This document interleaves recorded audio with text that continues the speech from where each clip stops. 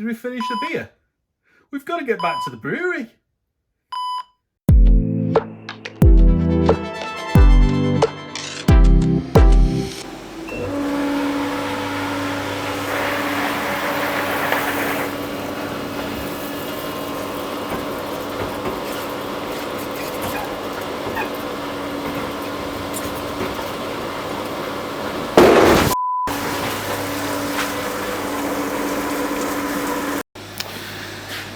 And that's what happens when you put too much pressure in a silicone hose.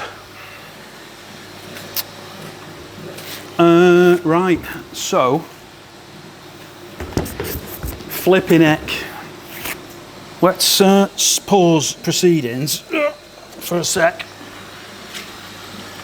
Come on guys, you love it when it all goes tits up, don't you? Right, we need a big heavy duty brewery hose. There's quite a bit of water on the floor here now. Oops. Okay, that's all right. Yeah. It popped like a balloon. I'll show you. Ta-da! Yeah, not the smartest idea.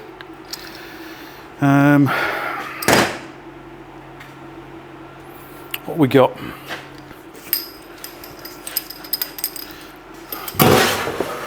Not for the first time it's got a bang in here.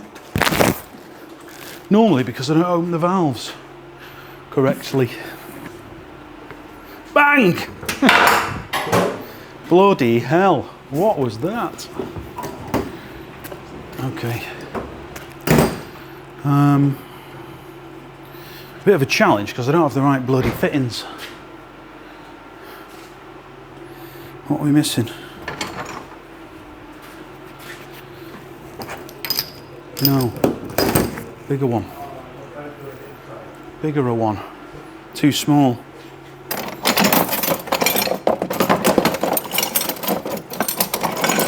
We need to get that on the back of there, don't we? That's not 1 inch though, is it? Reducer. Come on! Clock's ticking.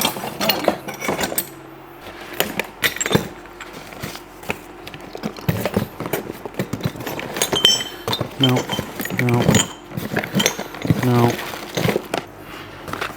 I haven't got the bits that I need, so we can't sparge. I need a reducer from 1 inch to 3/4. I did have one.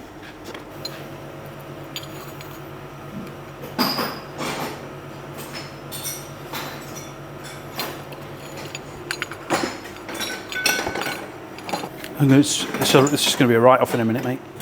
The whole day. You've got a valve coming out of the tank, haven't you? I've got a valve on the pump. It just means I've got to go behind to adjust the speed, but we'll be all right. Can you not do it at the front, like where it comes out? Or the actual HLT? No, because then you still have the pump. Pull that top one back. Right. Okay.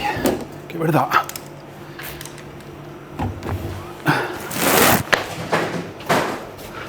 Right, can you hit the yellow button? Is it spinning? I can't see it, so... It's quite fast inside. None of it's hitting the grain. Because then grips again. Try and rotate. Yeah. Okay. Right, hit the pump. Hitting the grain now. Just turn it up a tiny bit. Yeah, it just needs...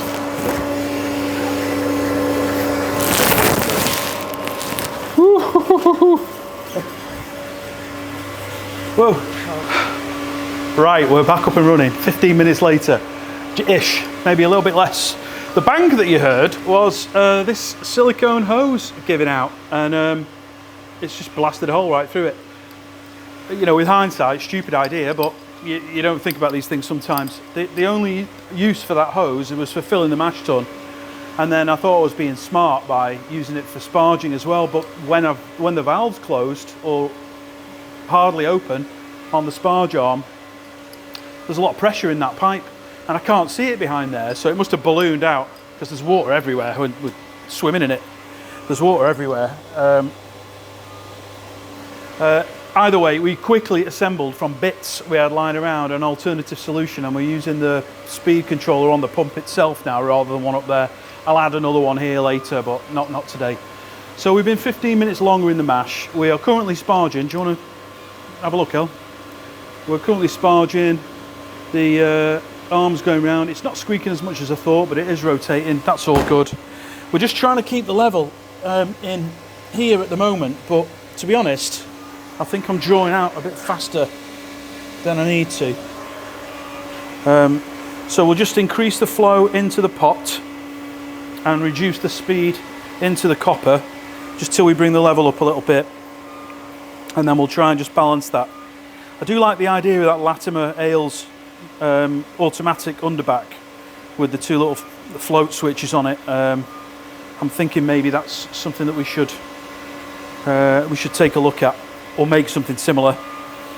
I'd lent this homebrew kit to Ken Boondoggle, and I had to pinch it back because the one that I've ordered is a little square tub from a catering supplies business, 35 litre square pot, a little bit lower, so I can drain directly into it. It's not coming for another week or so, but that'll have to do for now. So sorry Ken, you can have it back in a few days. Let's give you the view from up top. We have sparge continuing. There's about 150 litres left to go. We've got the drain out into the underback, and out of the underback into the copper, which is looking like this at the moment. It still looks very low, but we've got plenty to go in yet. I've put the heaters on in the copper now. We were at 62. It was only a couple of minutes ago, and we're at 66 now.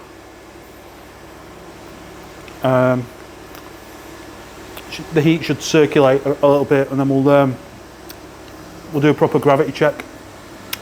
I'm quite nervous. We can liquor back. We can add more liquor if we've overshot, but only to a degree. If it was really 1080, then we're in trouble.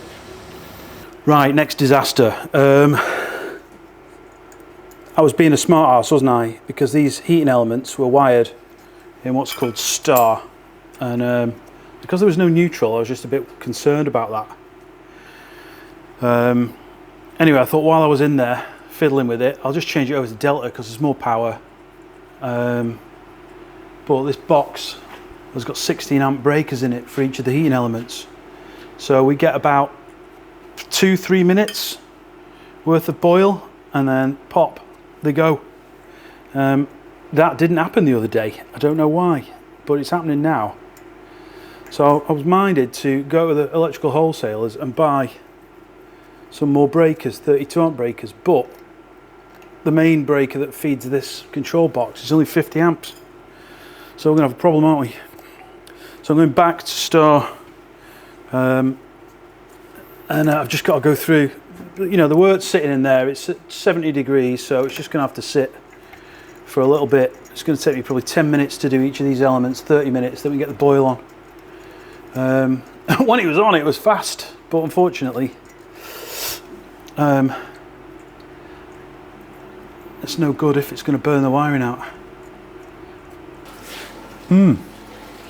I've lost one of my microphones somewhere around the brewery, which isn't surprising because we've had a bit of a trauma.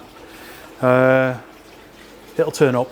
Anyway, we're currently at 102 degrees, got a timer going ready for the hops.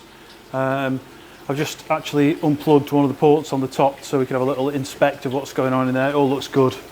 Hops are going in, I think in about 15 minutes, first hops go in. And it's getting late now. I mean, it must be 5 o'clock probably, and we're still here, still at it. Obviously not expecting to do all the things we've had to do, but it's the way it goes sometimes, isn't it? At least we debugged it, and we're gonna have beer at the end. This was way over gravity compared with the recipe, so again, another little concern that we've either got major efficiency gains in this mash tun. Don't know about that. Even at 100% efficiency, it shouldn't have been as high as it said it was. So got to do some maths on that. But I'll let you know what we discover. In the meantime, I'll introduce you to niece Amelia. Hi, niece Amelia. Hello. What are you doing? I'm canning beer. Canning beer. Isn't she good? I am actually. I don't know where the other box is. She is. Oh, he's put them over there now. Elliot's stuck them over there. It's a bit of a not the best environment to be working in, but we just need to get this kit out of the way and moved on, and then we can make a proper little workspace if Amelia wants to come back and do a bit more for cash, no questions. It is 6:08, and considering we didn't start, or I didn't start until, well, it's 10:40, wasn't it, when we'd mashed in. That's not bad going, considering I've got basically almost 1,000 litres, 900 odd litres, currently at 85 degrees. I've just got to put the hop stand hops in once we hit 78. And then she's going to get transferred into this tank, which is going to take forever. So I'm expecting another couple of hours here now. Loads has gone wrong today. I was getting kind of depressed about it, but actually, when you consider we've done like 3 normal brew days in one, for only to be 6 o'clock, and all the problems that we've had, it's actually not bad. So I'll digest that later. What I'm not going to do is clean down tonight. I want this in the tank, and then I'm going to go back first thing, get everything washed down and made ready for the next brew. Ladies and gentlemen, it is 8:38 and we have at least 800 litres of Murgy Straight in that tank in the middle, and it's been no mean feat. Everything that could go wrong went wrong, and it's been kind of depressing, which is a shame. I should have enjoyed it today, but I know when I wake up in the morning I'll be bouncing again. So but I just wanted everything to work, and it didn't. But you know, I've got some good video, and we've got beer in the tank in one day, 3 weekends worth, so that's all good. It's a state in here, and I know I'm breaking every rule in the book, but I'm going to come in the morning first thing and clean it, because I've got to go home, have a drink and just relax from the chaos that ensued today. So back in the morning, we'll get a tidy up done, get all the tanks cleaned, and then I'll give you my final thoughts on this kit and what we need to do with it next. Back again. As I mentioned, I think at the end of the last clip, only here to clean up really. I'm going to try and have Friday off, although I might come and do a bit of can labelling perhaps. We'll just give you the quick tidied up tour. This is about as tidy as it's going to get, I'm afraid, at the moment. You've seen that before, cask washing stuff. The underback that I used yesterday, I'm currently giving a caustic soak to all my stainless steel bits, and I got a big bucket of plastic stuff there that I'm going to be cleaning as well, so that's just cleaning. There is a lot of cleaning, I tell you. HLT, you can see how much I've been doing today, because we've used a chunk of the water which was still warm from yesterday's heat exchanger output, so that's nice. Didn't cost me anything today for hot water. Mash tun is cleaned. It's spotless, but yeah, it looks all right. A few little smears. I'll attend to those later. And the copper is similarly washed out. I've just tidied up the joints on that condenser flue as well today. Some of them, not all of them. I need to be able to take off the DIN. There it is. There, the DIN lock nut, because it's used for the CIP arm, which you can sort of see leaning on the back of the HLT there, and there's only one nut, so maybe I can pick up a spare nut. Otherwise I've got to dismantle and remove the nut and slide it all the way down to one of the joints, which I'll have to leave a little bit loose, which means it'll drip. So I think a new lock nut is in order. I've just tentatively mounted the down pipe there that you can see to a block of wood screwed to the steel beam for now. It's good enough. And there was a few little leaks and dribbles yesterday, so we've siliconed the I'll never make a plumber, will I? With silicone the nozzles as well. So that's all done. So that's had a good caustic, a rinse through. The pump's had the same treatment as has the heat exchanger, which was super slow, but I've got a plan. And I'll tell you a bit more about that in the not too distant. Things that are missing still, I've not connected the earth bonds to the tanks. And I do like to have those, especially as some of them have heating elements in. So it does give us a little bit of extra protection if there is a fault. They're still just loose ring terminals. So I need to get those recrimped and attached to the legs or bodies of these tanks. But for now, there's no heating going on in these tanks at the moment anyway. So we're in fact the heater's not even plugged in. So it's not essential, but I'd like to do it anyway. I've not had a look in here, but let's just have a quick nosy. Don't take the lid off. You'll let the oxygen in and kill your beer. Oh. Oh. Bit of foam going on there. Oh, smells lovely as well. So that's, as you saw, it's pretty full. I'm just wondering if I'm going to have enough empties when it comes to time to rack it. And here is the kit that's got to go. It's got to go. I've had a contact from someone already. I'm going to give him a shout a bit later, but somebody that's watched the video yesterday is quite interested in having a chat, so we'll do just that. They've had a quick wipe over. They're not spotless. You've seen them close up enough anyway, but copper fermenter 1 as was. Mash tun down there, HLT up the top, and the stand for the HLT balanced rather precariously. And the bottling station all cleaned up, or canning station. So I'm kind of done. I was thinking maybe to get another brew of Lockie on, but it's not selling that fast at the moment. I've got a couple of kegs left, so I'll probably leave that, but that'll be the next brew we do anyway, get Lockie. We'll fill the other big tank and get some into can. Yesterday, Amelia canned, first time she's done it, Amelia canned 96 Get Lockies, and I've got a couple of 100 Mergies, so I need to get those labels on. I know I keep saying it, sorry. I'm going to get the labels on and get them on the website, but you'll hear about it here first. Right, I'm going home.